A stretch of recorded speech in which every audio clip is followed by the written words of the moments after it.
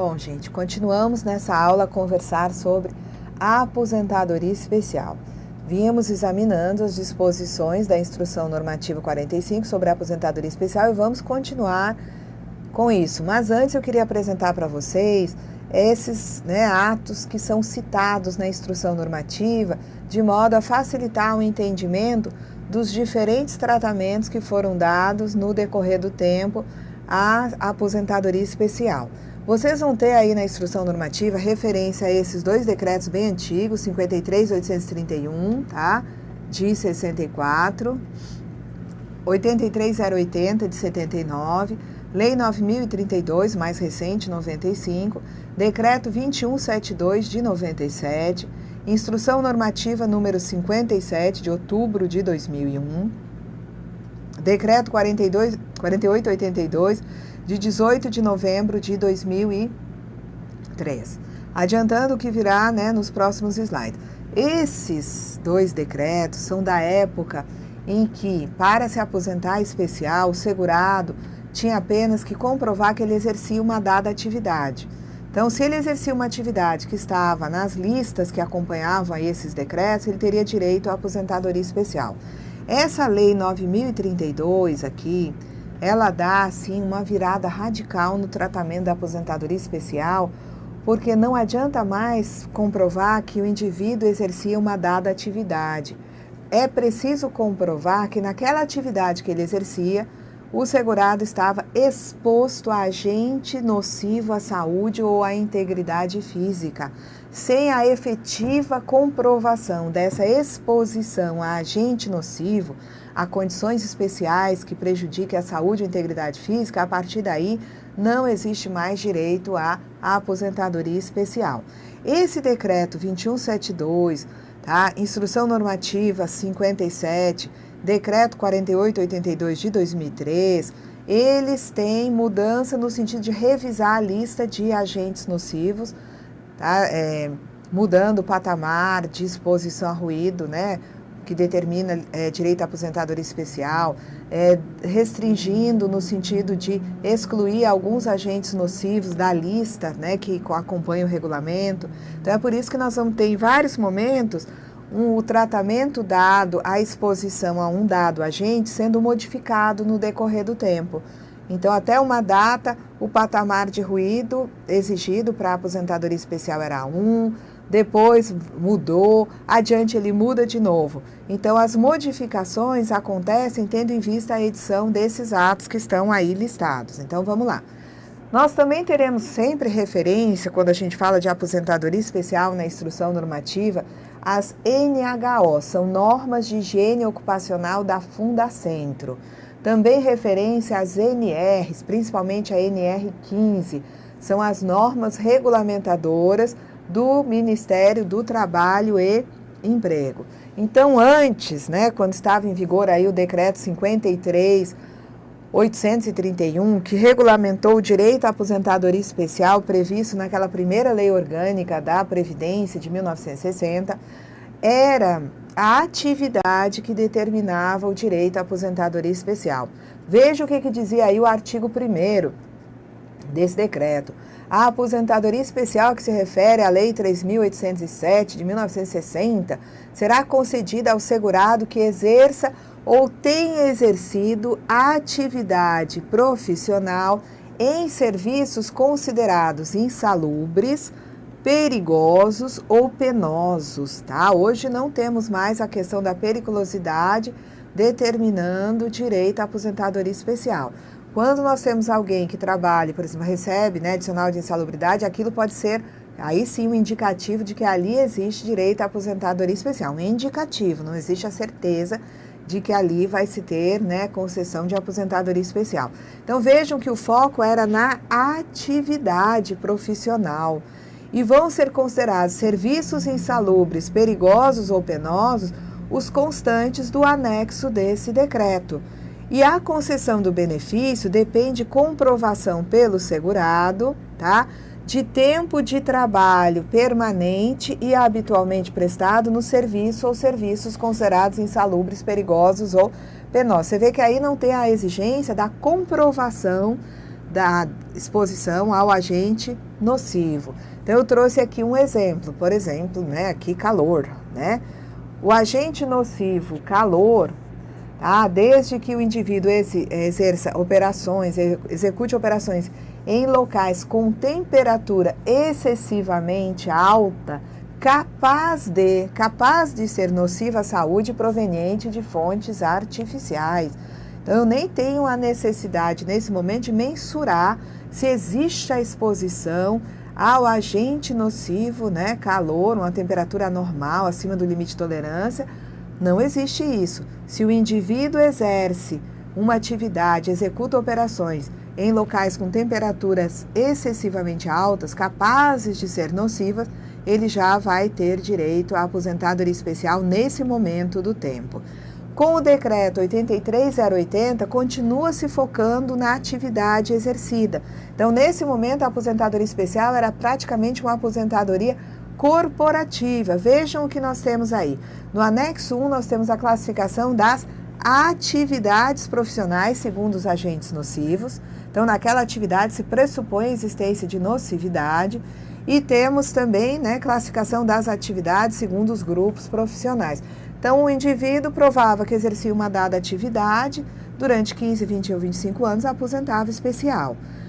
Então, será devido, né, o enquadramento por categoria profissional de atividade exercida sob condições especiais que prejudiquem a saúde ou a integridade física para períodos até 28 de abril de 1995, que é a véspera da publicação da Lei 9.032.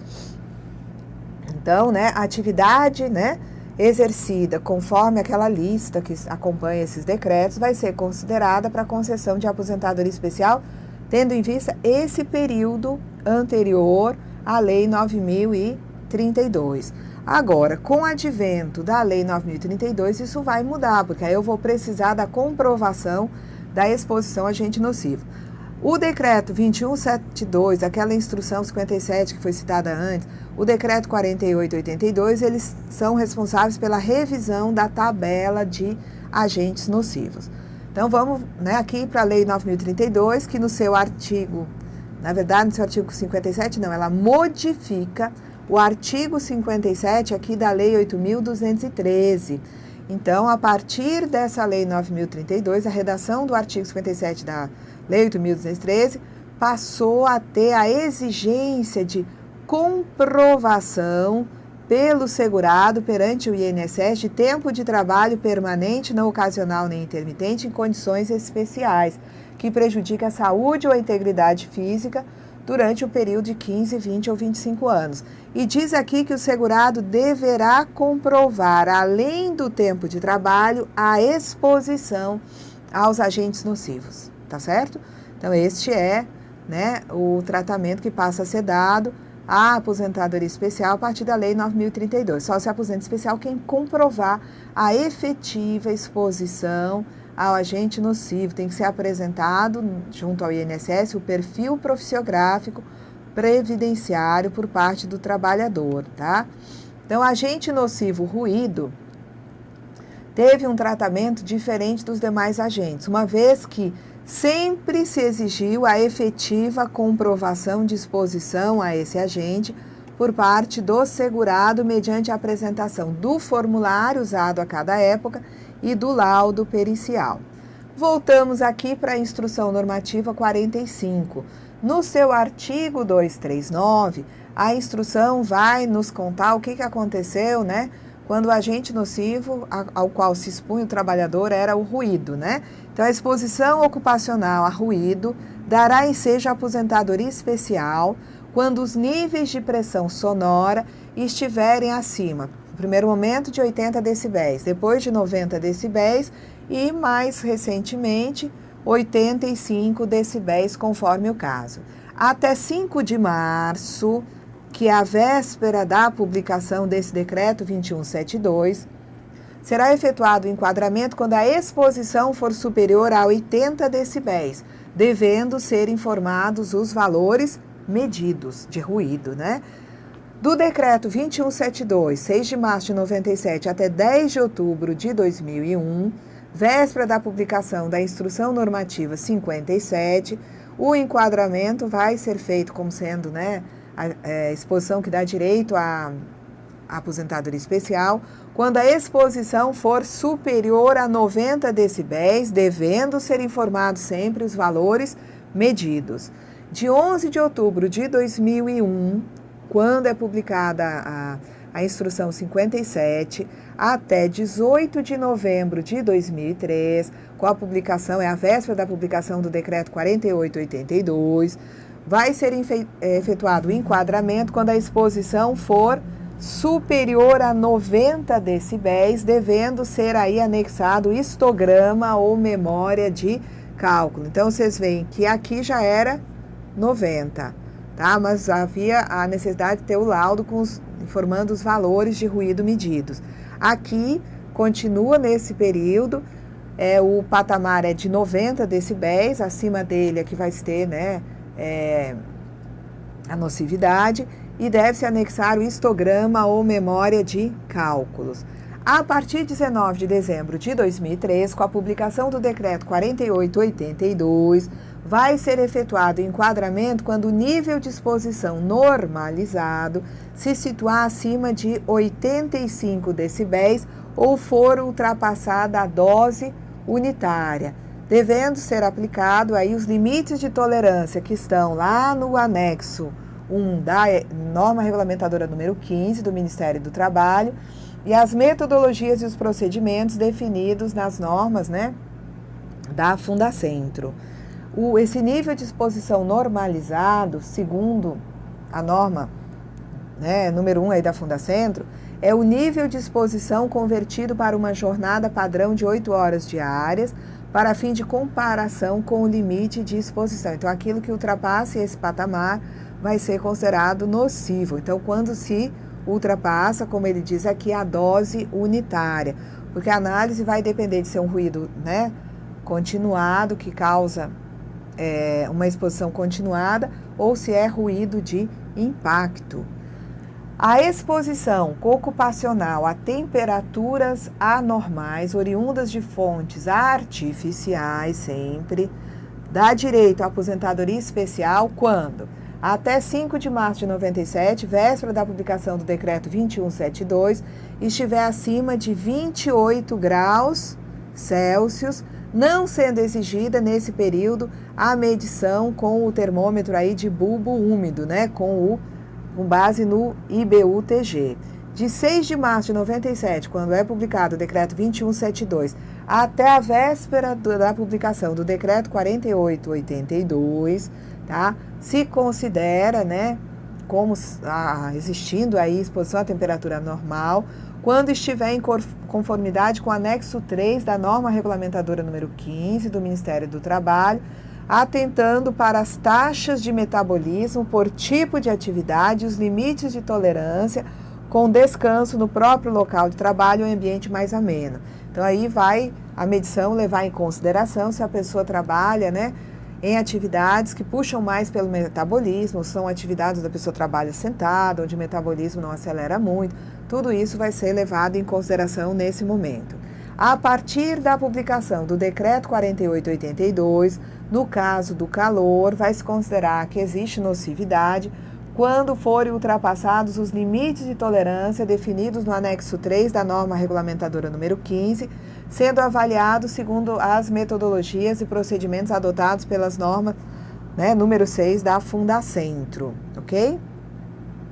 Então, aqui, tá, nós consideramos os períodos de descanso como tempo de serviço para todos os efeitos legais. No que diz respeito à exposição ocupacional a radiações ionizantes, essa exposição dá ensejo à aposentadoria especial quando forem ultrapassados os limites de tolerância estabelecidos no anexo 5 da norma regulamentadora número 15 do Ministério do Trabalho. Quando se tratar de exposição a raio-x em serviços de radiologia, deve-se obedecer metodologia e procedimentos de avaliação da norma número 5 da Fundacentro e para os demais casos, tá, a norma que consta lá, né, aqueles parâmetros que constam da resolução, né, do Conselho Nacional de Energia Nuclear, tá? A exposição a vibrações localizadas ou no corpo inteiro dará ensejo à aposentadoria especial quando forem ultrapassados os limites de tolerância definidos pela Organização Internacional para Normalização, isso em suas normas número 2631, 5.349, respeitando-se as metodologias e os procedimentos de avaliação autorizados por essas normas. A exposição ocupacional a agentes químicos e a poeiras minerais que constam do anexo 4 do Regulamento da Previdência dá ensejo à aposentadoria especial quando, até a publicação, a véspera da publicação do Decreto 2172, a analisar qualitativamente em conformidade com os anexos do Decreto 53831, tá? Ou Decreto 83080 por presunção de exposição. Então, aqui a análise é qualitativa. A simples exposição ao agente nocivo, tá? A presença daquele agente nocivo no ambiente de trabalho enseja direito à aposentadoria especial, desde que esse agente químico, essas poeiras minerais, estejam hoje lá no anexo 4, do Regulamento da Previdência. A partir de 6 de março de 97, quando é publicado o Decreto 2172, tá? Aí nós temos que levar em consideração o que consta lá no anexo 4. Eu já não vou me preocupar mais em examinar aquelas situações previstas nos decretos anteriores que tinham uma presunção de exposição. Eu vou ter que utilizar os parâmetros, as normas de avaliação que estão lá na norma regulamentadora número 15 do Ministério do Trabalho e Emprego. A partir de 19 de novembro de 2003, com a publicação do Decreto 4882, essa exposição a agentes químicos e as poeiras minerais que constam do anexo 4 do regulamento deve ser avaliada segundo metodologias e procedimentos previstos nas normas da Fundacentro. No que diz respeito à exposição a agentes nocivos de natureza biológica infectocontagiosa, dará ensejo à aposentadoria especial até a véspera do Decreto 2172. O enquadramento pode ser caracterizado para trabalhadores expostos ao contato com doentes ou materiais infectocontagiantes, de assistência médica, odontológica, hospitalar ou outras atividades afins, independentemente da atividade ter sido exercida em estabelecimentos de saúde e de acordo com aquilo que está previsto nos anexos desses dois decretos mais antigos, levando-se em consideração ainda as atividades profissionais exemplificadas nesses decretos. A partir de 6 de março de 97, com a publicação do Decreto 2172, essa exposição a agentes nocivos biológicos, tá? Tratando-se de estabelecimentos de saúde, somente serão enquadradas as atividades exercidas em contato com pacientes portadores de doenças infectocontagiosas ou com manuseio de materiais contaminados, considerando-se unicamente as atividades relacionadas no anexo 4 dos regulamentos aprovados pelo Decreto 2172 e Decreto 3048. Tá? Tratando-se de estabelecimentos de saúde, a aposentadoria especial ficará restrita aos segurados que trabalhem de modo permanente com pacientes portadores de doenças infectocontagiosas, segregados em áreas ou ambulatórios específicos, e aos que manuseiam exclusivamente materiais contaminados provenientes dessas áreas. Então, não basta exercer atividade em hospital, em laboratório, tem que comprovar que efetivamente exerce atividade de forma habitual e permanente, em contato com pacientes portadores de doenças infectocontagiosas ou manuseia exclusivamente materiais contaminados provenientes dessas áreas.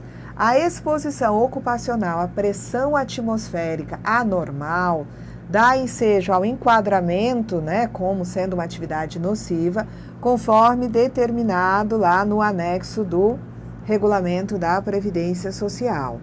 Exposição ocupacional, associação de agentes, dará ensejo ao enquadramento exclusivamente nas atividades especificadas no Código 400 do anexo 4, que são, né, na atividade de mineração, seja em frente de produção, seja fora da frente de produção. Na análise do laudo técnico de condições ambientais, quando apresentado, deve-se observar os seguintes aspectos. Esse laudo é individual ou coletivo? Se ele tem identificação da empresa, identificação do setor e da função, se o laudo tem descrição da atividade, se o laudo identifica a existência de agente nocivo capaz de causar dano à saúde e à integridade física, agente nocivo esse que está no anexo, né, do regulamento, e a localização das possíveis fontes geradoras. E ainda, via e periodicidade de exposição ao agente nocivo, metodologia e procedimentos de avaliação do agente nocivo, descrição das medidas de controle existentes, conclusão do laudo, tem que ser conclusivo esse laudo técnico de condições ambientais, a assinatura do médico do trabalho ou do engenheiro de segurança e a data da realização da avaliação ambiental. O laudo ele tem que ser assinado por engenheiro de segurança do trabalho, com o respectivo número do ART, né, junto ao Conselho Regional de Engenharia, ou por médico do trabalho, indicando o registro do médico no seu conselho. Vamos lá. São consideradas alterações no ambiente de trabalho, em sua organização, que vão inclusive determinar que o laudo seja atualizado. Mudança de layout, substituição de máquinas ou equipamentos, adoção ou alteração de tecnologia de proteção coletiva, alcance dos níveis de ação estabelecidos na norma regulamentadora, né, número 9 do Ministério do Trabalho e Emprego, e extinção do pagamento do adicional de insalubridade. Então, essas variáveis são consideradas alterações que vão determinar que esse laudo precise ser atualizado. Os antigos formulários para requerimento de aposentadoria especial somente serão aceitos pelo INSS para períodos trabalhados até 31/12/2003 e desde que emitidos até esta data nos devidos períodos de vigência. Já, né, se usou o formulário SB 40, DSS 8030, DIRBEM 8030, então para cada período você tem a norma exigindo um formulário. Para períodos trabalhados a partir de 1º de janeiro de 2004, somente se aceita o PPP, Perfil Profissiográfico Previdenciário. O PPP pode conter informações de todo o período trabalhado, ainda que exercido anteriormente a 1º de janeiro de 2004.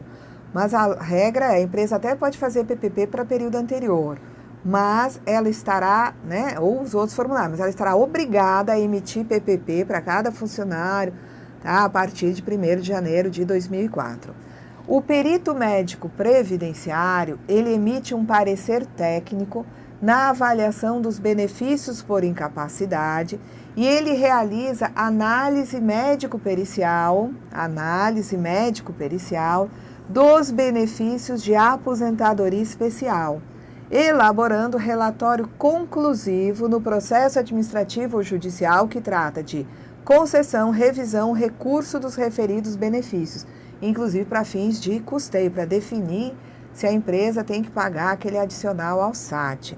Então, o perito da Previdência, perito médico, perito da Previdência, ele vai emitir parecer técnico na avaliação de benefícios por incapacidade e vai realizar análise médico-pericial quando se tratar de benefício de aposentadoria especial. E nessa análise ele vai elaborar um relatório conclusivo. O perito pode, sempre que julgar necessário, solicitar as demonstrações ambientais, o laudo técnico de condições ambientais, o relatório do Programa de Prevenção de Riscos Ambientais, o relatório do PGR, do PCMAT, do Programa de Controle Médico de Saúde Ocupacional e outros documentos pertinentes à empresa responsável pelas informações, bem como inspecionar o ambiente de trabalho, ok? Vamos lá. O perito, ele não pode realizar a avaliação médico-pericial, nem analisar qualquer das demonstrações ambientais, tá, de que trata o artigo 254, que adiante a gente vai chegar nelas, quando essas tiverem sua participação nos termos do artigo 120 do Código de Ética Médica e do artigo 12 da Resolução do Conselho Federal de Medicina, número 1488. É assim, o médico perito, ele pode já ter sido médico do trabalho ou ser também médico do trabalho e atuar junto às empresas. Então, ele não pode realizar avaliação médico-pericial, nem qualquer demonstração ambiental que ele tenha participado nessa demonstração, né, nessa análise dos fatores ambientais para a emissão dessa demonstração. O campo justificativas técnicas do anexo 11 deve conter parecer médico do Serviço ou Seção de Saúde do Trabalhador da Gerência Executiva do INSS de forma clara, objetiva e legível, bem como a fundamentação que justifique a decisão. Então, no anexo 11, eu tenho um layout da análise de decisão técnica de atividade especial, tá? E aí temos aqui um relatório conclusivo, né?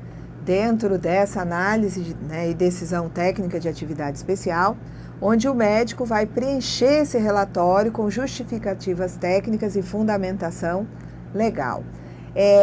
Quando o médico perito do INSS, ele, né, faz a análise médico-pericial, ele pode ter que emitir diversas representações, informações. Então, ele pode ter que emitir uma representação administrativa para o Ministério Público do Trabalho competente e para o Serviço de Segurança e Saúde do Trabalho da Superintendência Regional do Trabalho, tá? Sempre que, em tese, ocorrer desrespeito às normas de segurança e saúde do trabalho que reduzem os riscos inerentes ao trabalho ou às normas previdenciárias relativas aos documentos LTCAT, CAT, PPP, GFIP, quando relacionadas a gerenciamento dos riscos ocupacionais. Então, quando o médico perito do INSS está fazendo análise médico-pericial e ele, né, verifica em tese desrespeito a normas de segurança e saúde do trabalho, ele verifica, né, em tese, desrespeito às normas previdenciárias relativas à emissão do laudo técnico de condições ambientais, à CAT, ao perfil profissiográfico, ele então, né, informa ao Ministério Público do Trabalho, informa a Serviço de Segurança e Saúde do Trabalho da Superintendência Regional do Trabalho através de uma representação administrativa. Também vai emitir representação administrativa aos conselhos regionais das categorias profissionais, com cópia para o Ministério Público do Trabalho competente, sempre que a confrontação de documentação apresentada com os ambientes de trabalho, que ele pode inclusive inspecionar, revelar indícios de irregularidade, fraude ou imperícia dos responsáveis técnicos. Então, pode representar para o Conselho Regional de Engenharia, para o Conselho Regional de Medicina, no caso de verificar irregularidades, fraude ou imperícia dos responsáveis pela emissão das demonstrações ambientais, tá? Ele também vai emitir representação fiscal para fins penais ao Ministério Público Federal ou Estadual competente, sempre que as irregularidades previstas, que ele, né, verificando os documentos ou inspecionando a empresa, ele verifica que as irregularidades ensejam a ocorrência em tese de crime ou contravenção penal. E esse perito médico do INSS, ele vai emitir também informação médico-pericial dirigida para a Procuradoria Federal Especializada, junto ao INSS, tá? Para ajuizamento de ação regressiva contra empregadores ou subempregadores, quando o médico identificar indícios de dolo ou culpa dos empregadores em relação a acidentes ou doenças ocupacionais, incluindo gerenciamento ineficaz de riscos ambientais, ergonômicos ou mecânicos, né, aí, ou outras irregularidades afins. Paramos aqui nessa aula e na aula seguinte ainda estaremos conversando sobre a aposentadoria especial. Até lá!